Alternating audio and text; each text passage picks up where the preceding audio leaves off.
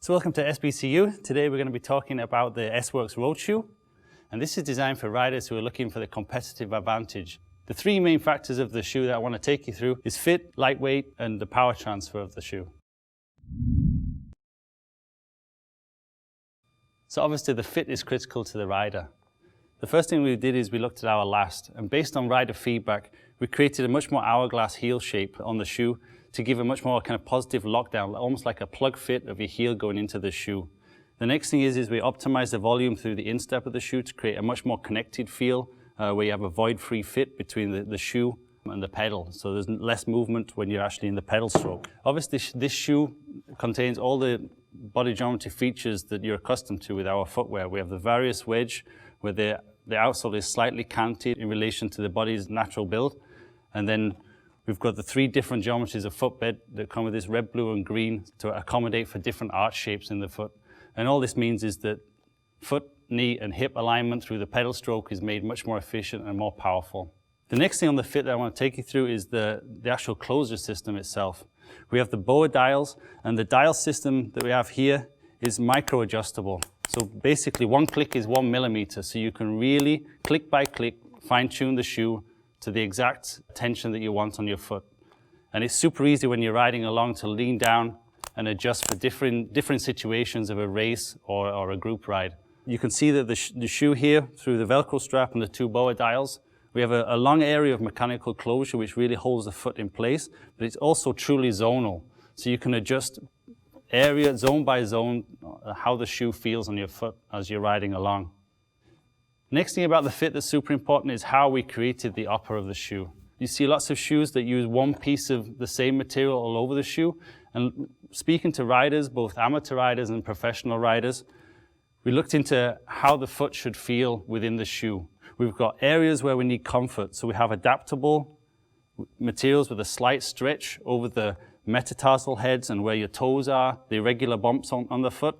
So this area of the shoe has a slight adaptive profile to the materials that we selected. We did a wide test of how materials stretch and selected the ones and cut them in the right direction to give you the adaptive fit that you need in the forefoot for comfort.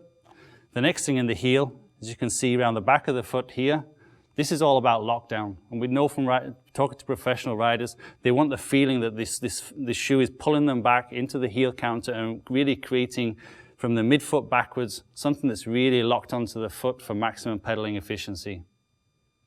And the way that these materials are put together is very simple.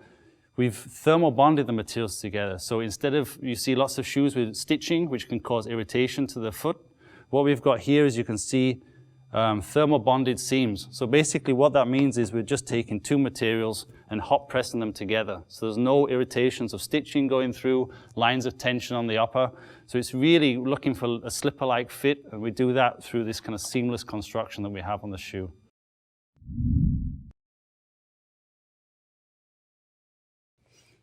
Okay, so the next thing I want to talk about is the power transfer of the shoe. And what I've talked about in the lockdown of the non-stretch materials in the heel of the shoe, that's part of the power transfer and how connected you feel to the shoe. But from the business side of the shoe is the outsole. And what we did here is we took a re-look at how we make carbon cycling shoes. What we did is we did pressure mapping. We identified the main pressure points where the foot places pressure through the outsole. Most cycling shoes have a symmetrical outsole which is based around cleat placement. But we realized that through the big toe, through the ball of the foot and the heel was the most area of pressure where you're loading the outsole. So what we did is we took areas like underneath your little toes. I mean, nobody presses with the same amount of force in the little toe as their big toe. So we remove material from the whole outside lateral side of the shoe. The white area that's on the shoe here is much thinner than basically the structure or box section that we've got going through the medial side. So on the outside of the shoe, you can see that we've kept the outsole very low.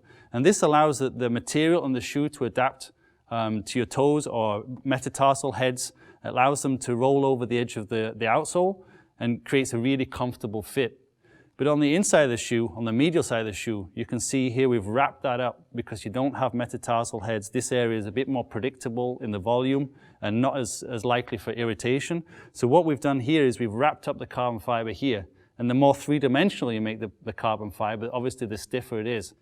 So effectively what we've done is we removed weight from the areas where we don't need it and given structure to areas where we do. And what that means is we've created a lighter and stiffer outsole.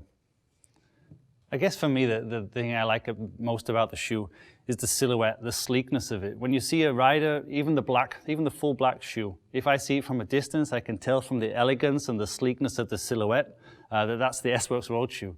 And it just comes down to the minimalist build and the elegance of the silhouette that we've created with lack of seams and a really integrated shoe.